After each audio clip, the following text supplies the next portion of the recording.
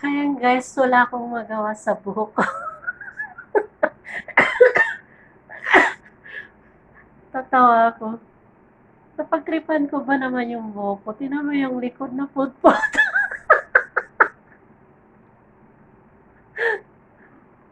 Napudpud yung likod.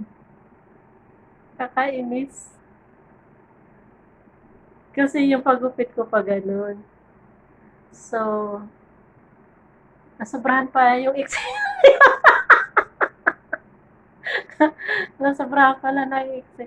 Hindi, pantay naman siya, kaya lang yung, para, yung pag-trim ko, na ano, na hanggang dito.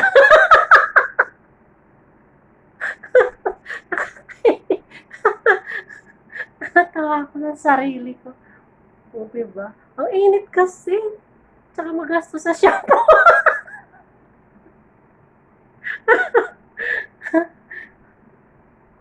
Okay naman siya, kahit hindi niya pantay. Saka na pantay sa Pilipinas na. Sino bang gugupit sa atin dito? Di sarili natin. Diba? Ayan, ang nangyayari sa buhok ko. Hindi maintindihan. Ako natatawa ko sa sarili ko. Pero okay naman siya. Oh. Diba? Ayos naman. Kaya lang yung bangs ko kasi gusto ko, ayaw ko nang mag-bangs kasi nagbabangs ako. Naiinis ako. Nagpipilipit, nagkukulot talaga siya kahit anong straight mo. Ay naku, ang hirap talaga pagkulot ang buhok. O, diba? Pantay naman siya. Sayang hindi ko na-vlog pag ano.